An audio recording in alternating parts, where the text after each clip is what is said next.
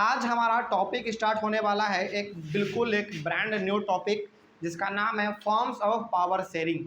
देखिए एकदम बिल्कुल हेडिंग से मालूम चल रहा है ना, मतलब कि पावर शेयर को आप पावर को कितने फॉर्म में आप शेयर कर सकते हैं, है कि नहीं। चलिए इसी के बारे में हम लोग पढ़ेंगे कि हम लोग आखिर पावर को कितने फॉर्म में शेयर कर सकते हैं, डिस्ट्रीब्यूट कर सकते हैं। ठीक है, इसी के बारे में हम लोग आज पढ़ेंगे। तो यहाँ पे लिखा हुआ है सबसे पहली बात कि in modern democracies power sharing can take many forms, यानी कि आज के डेमोक्रेसी के बारे में यदि बात किया जाए, मॉडर्न डेमोक्रेसी के बारे में, मॉडर्न डेमोक्रेसी का मतलब हुआ आज के डेमोक्रेसी के बारे में यदि बात किया जाए तो आज के समय में हम लोग पावर को अलग अलग तरीके से शेयर कर सकते हैं, है ना। किस किस तरीके से कर सकते हैं ये तो जानेंगे हम लोग। Some forms of power sharing are given below, तो कुछ तरीका जो है जिस फॉर्म में हम लोग पावर को शेयर कर सकते हैं वो हमारे पास यहाँ पे नीचे में दिया गया है। तो फर्स्ट सेकंड थर्ड करके इस प्रकार का होगा आपका, बेसिकली आपका 4 है क्योंकि आपके एनसीईआरटी बुक में भी 4 प्रकार दिया हुआ है। तो चारों प्रकार के बारे में हम लोग यहाँ पे डीपली स्टडी कर लेते हैं, ठीक है। चलिए तो सबसे पहला आपका यहाँ पे आता है first, power is shared among different organs of government such as the legislature, executive and judiciary. चलिए इसके बारे में आप समझते हैं हम लोग। सबसे पहला यहाँ पे जो पावर शेयर किया गया है वो पावर शेयर किया गया है डिफरेंट ऑर्गन्स ऑफ गवर्नमेंट में। जैसे फॉर एग्जांपल इसको समझेंगे हम लोग बहुत ही गहराई से, ठीक है, समझिए इस चीज़ को ध्यान से। हमारे बॉडी में ऑर्गन है ना, आँख, नाक, कान, मुंह, ये सब क्या है, हमारा ऑर्गन है।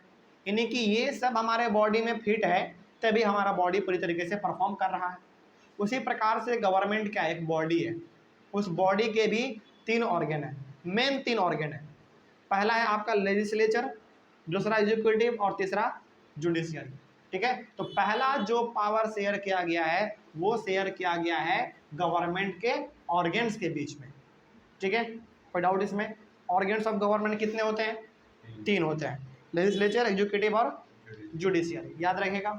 चलिए पहला आपने ये चीज़ समझ लिया। आगे, when power is shared among different organs of government, that is known as horizontal distribution of power because it allows different organs of government placed at the same level to exercise different powers। इसका मतलब क्या हुआ भाई? चलिए एक दो line और पढ़ते हैं तब आपको हम इसको पूरी तरीके से समझा देंगे। The organs of government are placed in a horizontal form, each organ can check the others।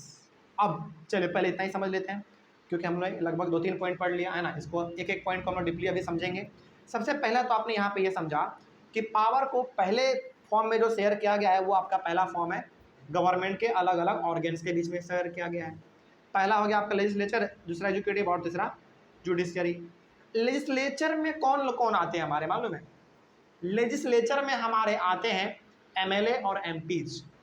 MLA होता है स्टेट लेवल पे और एमपी होता है हमारा नेशनल लेवल पे। यानी कि एमपी जो हमारे होते हैं वो होते हैं आपके सेंट्रल गवर्नमेंट में आते हैं और जो हमारे एमएलए होते हैं वो आपके स्टेट गवर्नमेंट में आते हैं, है कि नहीं? बात समझ में आ रही है? अच्छा, एमपीज को हम लोग हिंदी में क्या कहते हैं? एमपी को, मेंबर ऑफ पार्लियामेंट को क्या कहते हैं? सांसद। क्या कहेंगे? सांसद। और एमएलए को क्या कहते हैं हिंदी में? एमएलए को हिंदी में क्या कहते हैं? मेंबर ऑफ लेजिस्लेटिव असेंबली को बेसिकली हम लोग किस नाम से जानते हैं? उसको विधायक के नाम से जानते हैं, है कि नहीं? चलिए कोई डाउट इसमें? चलिए आगे बढ़ते हैं फिर। तो पहली बात यहाँ पे लेजिस्लेचर में हमारे वो लोग आते हैं जो हमारे लिए नियम कानून को बनाते हैं। जैसे एग्जाम्पल के तौर पर यदि देखा जाए, स्टेट लेवल पे नियम कानून बनाने का काम किसका है? एमएलए का, ठीक है। और नेशनल लेवल पे नियम कानून बनाने का काम किसका है? एमपी का। तो एमपी और एमएलए हमारे जो होते हैं वो होते हैं हमारे लेजिस्लेचर, यानी कि जो भी हमारे लिए नियम कानून बनाए, चाहे वो नियम कानून हमारा जो है स्टेट लेवल के लिए बने या फिर नेशनल लेवल के लिए बने, उसी को हम लोग कहते हैं लेजिस्लेचर और उसको हम लोग कहते हैं लेजिस्लेटिव बॉडी, याद रहेगा। चलिए तो लेजिस्लेचर में हमारे वो लोग आते हैं जो कि हमारे लिए नियम कानून बनाने का काम करते हैं। तो स्टेट लेवल पे एमएलए और नेशनल लेवल पे एमपी। एग्जीक्यूटिव में कौन लोग आते हैं हमारे? एग्जीक्यूटिव में वो लोग आते हैं जो कि हमारे एमएलए और एमपीज के द्वारा नियम कानून बनाया गया उसको पालन जो करवाएगा ना, उसको जो एग्जीक्यूट करवाएगा लोगों को बताएगा, उसी को हम लोग कहते हैं एग्जीक्यूटिव। एग्जीक्यूटिव में फिर हमारे कौन कौन लोग आते हैं भाई? हमारे IAS, IPS, DM, SP, traffic police, सिपाही, हवलदार, ये सब हमारे किस में आएंगे? एग्जीक्यूटिव में आएंगे। क्यों भाई? क्योंकि हमारे एमएलए और एमपीज के द्वारा जो नियम कानून निकाला जाता है पार्लियामेंट से, उनको पालन करवाने का काम इन सबका है। एग्जाम्पल के तौर पे मान लीजिए कि ये नियम निकला कि जो भी आदमी अब बाइक चलाएगा और जो पीछे बैठेगा वो हेलमेट पहनेगा। मान लीजिए कि ये नियम निकला कि बाइक पे 2 ही आदमी बैठेगा, ठीक है, और दोनों आदमी को हेलमेट लगाना पड़ेगा, लेकिन उन्होंने हेलमेट नहीं लगाया, तो सजा देने का काम किसका है? पुलिस का है ना। पुलिस उसको बताएगा कि भाई ये नियम निकल गया है कि आपको हेलमेट पहन के चलना है रोड पे, बाइक पे यदि चलेंगे तो एग्जीक्यूट करने का जो काम कर रहा है, बताने का जो काम कर रहा है लॉ को, वो कौन कर रहा है? आपका पुलिस कर रहा है। तो वो आ जाएगा हमारा एग्जीक्यूटिव में। तो आपका आईएएस, आईपीएस, डीएम, एसपी, ये सब जो भी होते हैं हमारे, ये सारे के सारे हमारे एग्जीक्यूटिव में आते हैं, ठीक है। तो नियम कानून बनाने वाले जो हमारे एमएलए होते हैं, एमपी होते हैं, उनका पावर अलग है, एग्जीक्यूट करने का पावर अलग है। और जुडिशियरी में हमारे कौन लोग आते हैं? जुडिशियरी में हमारे वो लोग आते हैं जो कि पहले तो हमारे एमएलए, एमपी ने कानून बना दिया, एग्जीक्यूटिव वाले लोगों ने उसको पालन भी करवा दिया, और जो पालन नहीं किया उसको सजा देने का काम किसका है? जुडिशियरी का, यानी कि हमारे कोर्ट का अलग पावर है कि नहीं। कोर्ट हमारे जितने भी हैं वो सारे हमारे आते हैं जुडिशियरी में, याद रहेगा ये चीज़। चलिए, तो यहाँ पे पहली बात आपने ये समझ लिया कि पावर को यहाँ पे गवर्नमेंट के 3 ऑर्गन में डिस्ट्रीब्यूट किया गया है। पहला लेजिस्लेचर, एग्जीक्यूटिव और जुडिशरी, और इन तीनों का पावर जो है अलग अलग बांटा हुआ है ना। लेजिस्लेचर में हमारे वो लोग आते हैं जो कि हमारे लिए नियम कानून, रूल्स रेगुलेशन, पॉलिसी, अलग अलग चीज़ निकालते रहते हैं, बनाते रहते हैं। एग्जीक्यूटिव में वो लोग आते हैं जो कि नियम कानून का पालन करवाते हैं। जुडिशरी में हमारे वो आते हैं जो कि उसका पालन ना करने पे सजा देते हैं, है ना। हमारे कोर्ट हो गए, कोई डाउट इसमें? चलिए आगे बढ़ते हैं फिर। तो जब भी पावर गवर्नमेंट के अलग अलग ऑर्गन में डिस्ट्रीब्यूट किया जाएगा, उसको हम लोग कहेंगे हॉरिजॉन्टल डिस्ट्रीब्यूशन ऑफ पावर। अच्छा, हॉरिजॉन्टल का मतलब क्या होता है? एक होता है हॉरिजॉन्टल और एक होता है वर्टिकल। वर्टिकल का मतलब क्या? सीधा खड़ा, है ना। और हॉरिजॉन्टल का मतलब सीधा लेटा हुआ। कोई डाउट इसमें? जैसे रोड आपका कैसा होता है? हॉरिजॉन्टल होता है ना। और आपका टावर कैसा होता है? वर्टिकल होता है। तो जब भी गवर्नमेंट के अलग अलग ऑर्गेन्स के बीच में पावर को डिस्ट्रीब्यूट किया जाएगा, उसको हम लोग कहते हैं हॉरिजॉन्टल डिस्ट्रीब्यूशन ऑफ पावर। ये पूछा भी जाता है, इस चीज़ को आप याद रखिएगा। क्यों कहा जाता है ये भी जान लीजिए। Because it allows different organs of government placed at the same level to exercise different powers. यानी कि लेजिस्लेचर हो गया, एग्जीक्यूटिव हो गया और जुडिशरी हो गया, ये तीनों का तीनों एक ही लाइन में खड़ा है। एक ही लाइन में खड़ा है मतलब कि तीनों का पोजीशन क्या है? सेम है। इसीलिए इसको कहा गया है हॉरिजॉन्टल डिस्ट्रीब्यूशन ऑफ पावर। लेकिन ये तीनों एक ही जगह पर है। एक ही जगह पर क्या मतलब? एक खास प्लेस पर क्या नहीं, मतलब कि ये तीनों का जो औहदा है वो बिल्कुल क्या है? सेम है, लेकिन फंक्शन क्या है? अलग अलग है, ठीक है। चलिए आगे बढ़ते हैं फिर। The organs of government are placed in a horizontal form.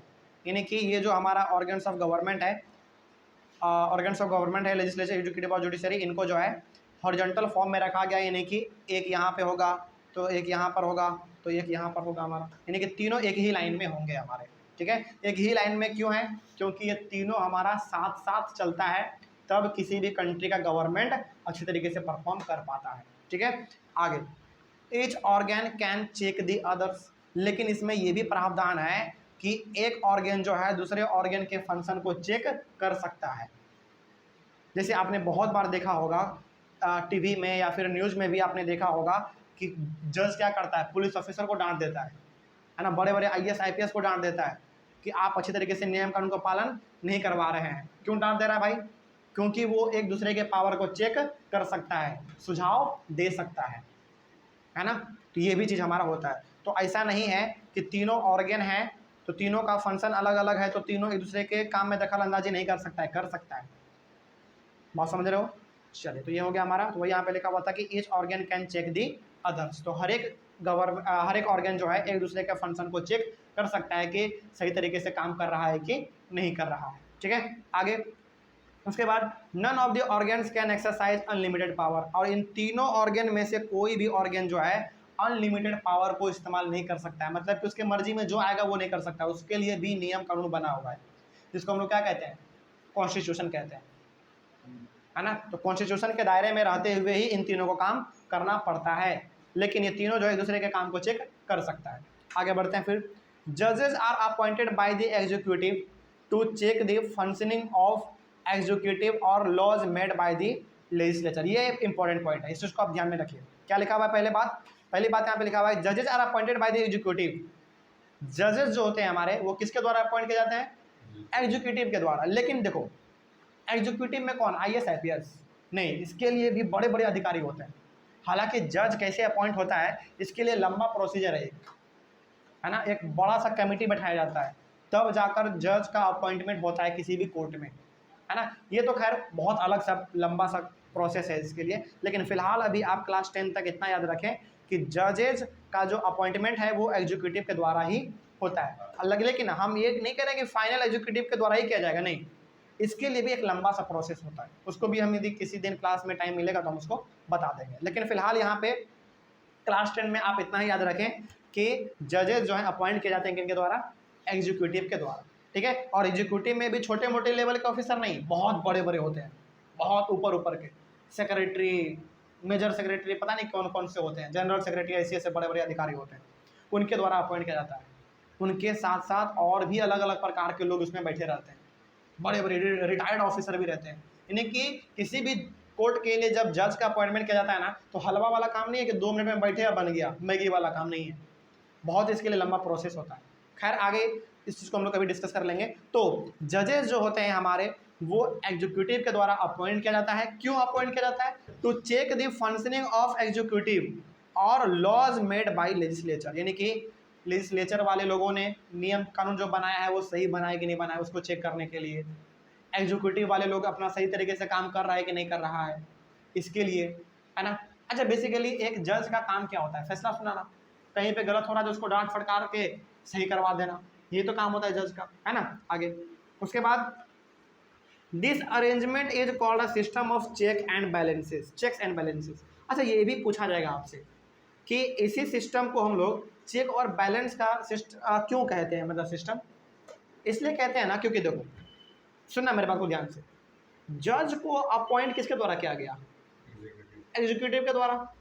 Appoint कौन किया, एग्जीक्यूटिव वाला किया। अब जब जज अपॉइंट कर दिया गया तो वो जज दोबारा किसके लिए काम करेगा, यानी कि किसको किसको वो ऑर्डर देगा, एग्जीक्यूटिव खुद को देगा, यानी कि जिसने उसको चुना उसी को वो क्या कर रहा है, एडवाइस दे रहा है। तो सोचो ये क्या, एक ये सिस्टम जो है चेक और बैलेंस का है कि नहीं। मतलब यहाँ पे ऐसा नहीं है कि एग्जीक्यूटिव वाला जज को अपॉइंट किया है तो एग्जीक्यूटिव वाला पूरा एकदम आज़ाद है, हमको तो जज कुछ नहीं कर सकता है, मेरे को तो ऑर्डर कोई सुना ही नहीं सकता, ऐसा नहीं होता है। एग्जीक्यूटिव का फंक्शन केवल वहीं तक आपका होता है, आप जज को अपॉइंट कर दीजिए, आपका काम खत्म। लेकिन एक बार जब वो जज बन गया, आपने उसको चुन लिया, तो वही नियम कानून जिसको आपने चुना है, वही आपके लिए भी बाद में क्या कर सकता है, सजा सुना सकता है। तो ये जो है ना, यही हमारा कहलाता है system of checks and balances. मतलब कि एक बार एग्जीक्यूटिव जज को अपॉइंट कर रहा है और दोबारा वही जज जो है एग्जीक्यूटिव को ऑर्डर भी दे रहा है। तो ये बड़ा सिस्टम अच्छा है हमारे भारत का, है कि नहीं। इसी को हम लोग कहते हैं system of checks and balances. तो आपसे पूछा जाएगा कि what do you mean by system of checks and balances, तो आपको यहाँ पे कहना पड़ेगा कि हमारे भारत में ऐसा सिस्टम है कि जब एग्जीक्यूटिव जज को अपॉइंट करता है तो वही जज जो है एग्जीक्यूटिव को बाद में ऑर्डर भी दे सकता है। इसी को हम लोग कहते हैं system of checks and balances, ठीक है, याद रहेगा ये चीज़। चलिए आगे बढ़ते हैं फिर। उसके बाद हमारा आता है सेकंड नंबर, इसको हम लोग अपने अगले वाले क्लास में डिस्कस करेंगे। हालांकि ये जो हमारा फर्स्ट सेकंड थर्ड फोर्थ करके है ना, थोड़ा सा हमने यहाँ पे डीपली डिस्कस किया है, तो क्लास में वीडियो थोड़ा सा ज़्यादा लंबा बन जा रहा है, तो उसको हम लोग अलग अलग क्लास में डिस्कस कर लेंगे, ठीक है। लेकिन इस वाले में आपको क्या सीखने को मिला, इस वाले में आपको ध्यान में ये रखना है कि पहला जो पावर डिस्ट्रीब्यूट किया गया वो किया गया गवर्नमेंट के ऑर्गेन्स के बीच में। 3 ऑर्गेन्स है हमारे पास, लेजिस्लेचर, एग्जीक्यूटिव और जुडिशियरी, ठीक है। उसके बाद जब हम लोग पावर को गवर्नमेंट के ऑर्गन में डिस्ट्रीब्यूट करते हैं तो उसको हम लोग कहते हैं हॉरिजॉन्टल डिस्ट्रीब्यूशन ऑफ पावर, क्योंकि ये तीनों जो है एक ही लेवल में होता है, एकदम एक ही रास्ते पे होता है ना। और तीनों का फंक्शन क्या होता है, अलग अलग होता है। तीनों एक दूसरे के फंक्शन को चेक कर सकता है, इस चीज़ को आप ध्यान में रखिएगा और इस चीज़ को हम लोग कनेक्ट करेंगे अपने सेकंड वाले में, ठीक है। चलिए मिलते हैं फिर हम लोग अपने अगले वाले क्लास में। Thank you very much and have a nice day.